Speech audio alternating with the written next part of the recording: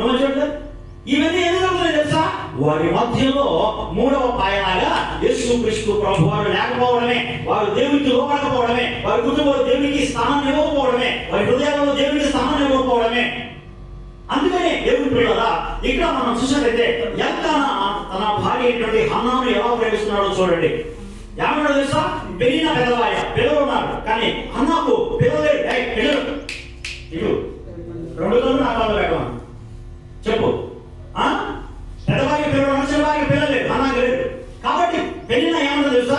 నువ్వు గొడ్డాలి, నువ్వు గొడ్డుపోతుంది, నువ్వు అడుగు పెట్టి కావచ్చు, మా ఇల్లు బాగలేదు అని చెప్పేసి ఏదో ఎన్నో రకాలుగా నిందించి పేద చేస్తా ఉంటుంటే ఆ హన్న బాగా ఏడ్చేదంట.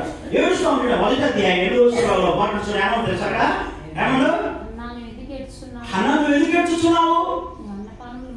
నువ్వు అన్నపానములు మానుకుంటే ఎలా? నీకు 10 మంది కుమారుల కంటే నేను నీకు ప్రియమైన వాడి మీద లేనా? అంటే భర్త భార్యను హృదయపూర్వకంగా ప్రేమించాలి.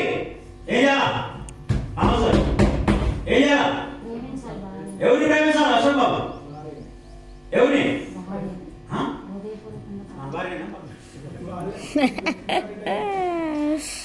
ఎవరిని ప్రేమించాలా? భర్త భార్యను ప్రేమించాలి. భార్య కష్టం ఉంది, బాధలు ఉంది, దుఃఖం ఉంది, ఏడుస్తా ఉంది, దగ్గరికి వెళ్ళి వదిలేస్తా ఉన్నాడమ్మా.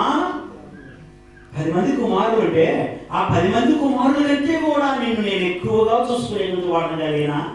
నీ బాధలు, నీ కష్టాల్లో నిన్ను నేను అర్థం చేసుకోవడం లేదా? నీకు దగ్గరగా లేనా? చూడు, భర్త భార్యను ప్రేమిస్తూ ఉన్నాడు. వాక్యం అదే, దేవుడు చెప్పింది అదే. భర్త భార్యను ప్రేమించాలి, భార్య భర్తకు లోబడాలి. అవునా కదా? కాబట్టి ఇప్పుడు చూడండి, పేతురుపత్రిక 3వ పేతురుపత్రికలో మాట్లాడాడు. అక్కడ తెలుసా? సారా అంట తన భర్తని యజమానుడు అని పిలుస్తుందంట.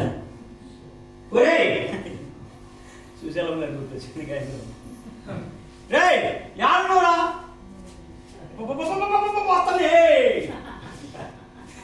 అలా పిలుస్తున్నారా?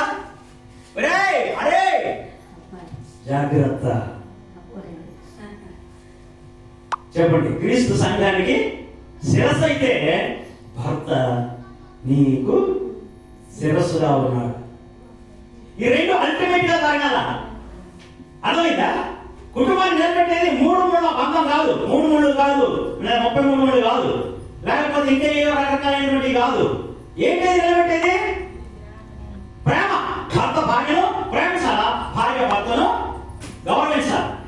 ఈ రెండు ఎప్పుడైతే అల్టిమేట్ గా జరుగుతూ ఉంటాయో ఒక కుటుంబంలో, అప్పుడు ఆ కుటుంబం బాగుంటుంది కదా. దేవుడి బిడ్డలారా, ఆ రీతిగా మనం చూసినప్పుడు మరి ఈ ప్రేమ అనేటువంటిది ఆ మనుషుల మధ్యలో ఉండాలి.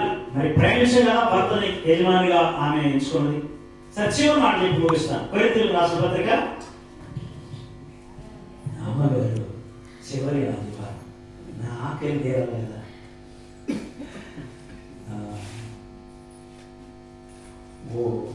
ఎక్కడికి వచ్చాను నేను? కాదు కాదు, మొదటి పేరు 4వ అధ్యాయంలో వచ్చిన ఒక మాట, ఆ ఒక్క మాట చెప్పండి. చెప్పండి. అటువలనే పురుషులారా అదే అదే చదువు. అటువలనే పురుషులారా మీరందరూ ఏక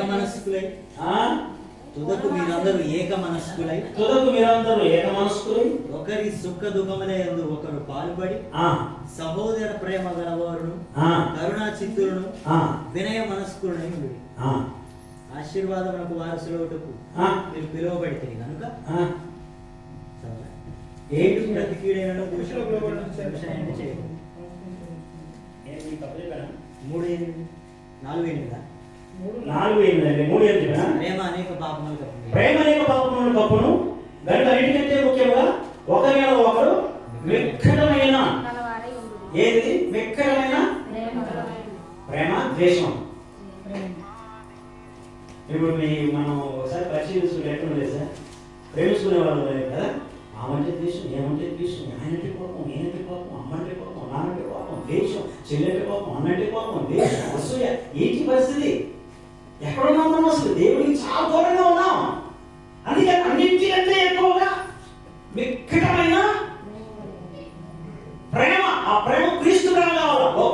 తర్వాత నేను అనేక పాపములు అది ప్రేమ అన్ని పాపాలు అప్పుడు కప్పేసింది. అంత దయచేసి ప్రేమ కలిగి ఉంటుంది. మనం ప్రయాసపడడం ఆ ప్రేమే మన కుటుంబాలకు కట్టేది. అర్థమైంది? ఆ ప్రేమ క్రీస్తు ప్రేమ మన కుటుంబాలకు కట్టింది, బాగు చేసి.